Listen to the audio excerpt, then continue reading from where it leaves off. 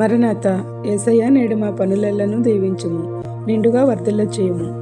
2026 మార్చి 19వ తేదీ గురువారము. ధ్యానములలో 26వ రోజు కొరకు ఏర్పాటు చేయబడిన నేటి దిన దేవుని శిలువ వాక్య వాగ్దానము. యేసుక్రీస్తు శిలువ మార్గంలో 3వ స్థలము. యేసుక్రీస్తు మొదటిసారి పడిపోవుట. యెషయా గ్రంథము 53వ అధ్యాయము 4వ వచనము. నిశ్చయముగా అతడు మన రోగములను భరించెను, మన వ్యసనములను వహించెను. అయినను మొత్తబడిన వానిగాను, దేవుని వలన బాధింపబడిన వానిగాను, శ్రమ నొందిన వానిగాను మనం అతనిని ఎంచితిమి. ఆమేన్. మన ఆత్మీయ జనకుడు ఫాదర్ ఎం దేవదాసయ్య గారు సజీవులుగా ఉండగా ఎన్నో శిలువ మర్మములను, బోధనలను చెప్పి ఉన్నారు. ఆ బోధలు శిలువ విలువ, ధ్యాన కలువ అనే పుస్తక రూపంలో పెద్దలు ప్రచురించి ఉన్నారు. అది అందుబాటులో లేని వారి కొరకు మేము ఈ వీడియోలను రూపొందించి ఉన్నాము. ఈ వీడియో లింకును ఈ వాక్యం యొక్క వాగ్దానముతో ఇస్తున్నాము. కావున అవి కూడా చూచి శిలువ మర్మములను తెలుసుకొని బలపడగలరని ఆశిస్తున్నాము.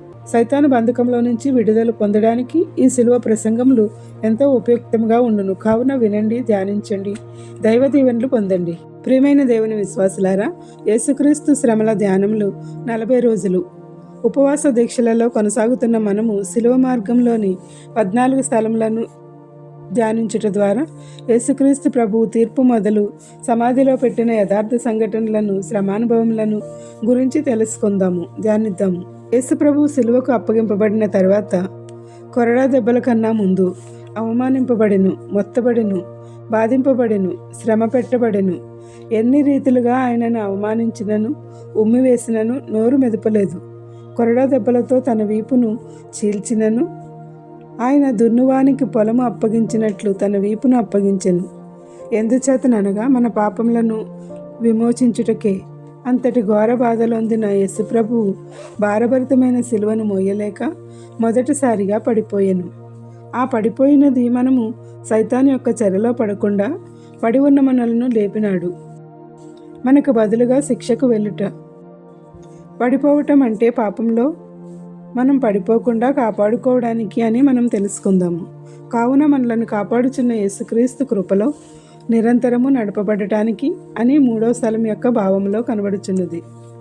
కావున మనమును నిరంతరము ఆయనను ఆరాధిస్తూ ఇటు శిలువ ధ్యానముల ద్వారా మన విలువను పెంపొందించుకునే శక్తిని దేవాది దేవుడు మనెల్లరికూ దయచేయునుగాక. ఆమేన్. ప్రార్థన. మమ్మలను సైతాను ఉచ్చులో పడకుండా ఆ భారభరితమైన శిలువతో పడి లేచిన యేసుక్రీస్తు ప్రభువా, మా వ్యసనములను, మా రోగములను భరించిన మీ యొక్క త్యాగమునకై ఏమి ఇచ్చి రుణము తీర్చగలము? శిలువ ధ్యానములలో ఈ 3వ స్థానమును స్మరించుటకు మాకు ఇచ్చిన ఈ శిలువ ధ్యానముల సమయమును ఉపయోగించుకొని మీ ఆత్మను, మీ బలమును, మీ శక్తిని, మీ వరములను పొందగల స్థితిలో మమ్మను నిలుపుమని వేడుకొనుచున్నాము.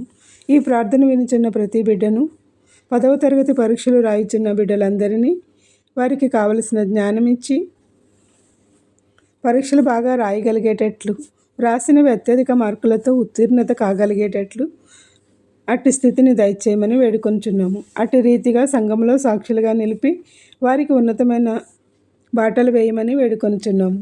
ఇజ్రాయెల్ దేశమును కాపాడుము. ఈ యుద్ధం వల్ల గల్ఫ్, పశ్చిమ దేశాలలో చిక్కుకున్న నీ బిడ్డలందరూ తెలుగు రాష్ట్రాలకు సంబంధించిన వారును ఉన్నారు. ఏ అపాయము నీ గుడారంను సమీపించదనే వాక్యంతో వారిని కాపాడమని వేడుకొనుచున్నాము. వివిధ రకములైన పరీక్షలు రాయిచున్న నీ బిడ్డలను జ్ఞానముతో నింపి విజయం అనుగ్రహించమని వేడుకొనుచున్నాము.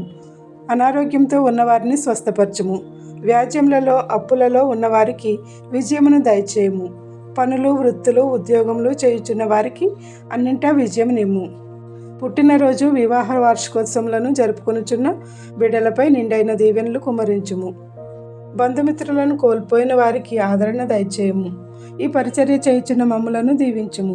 కావలసిన వెళ్ళ అనుగ్రహించుము.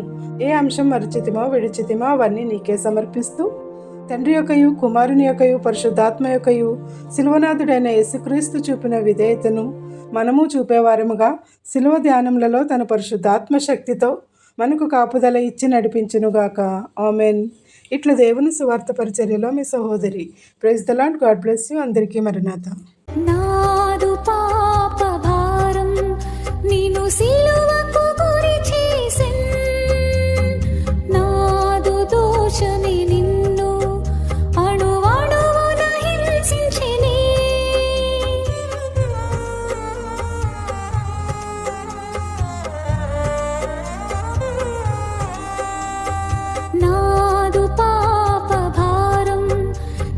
సిలువకు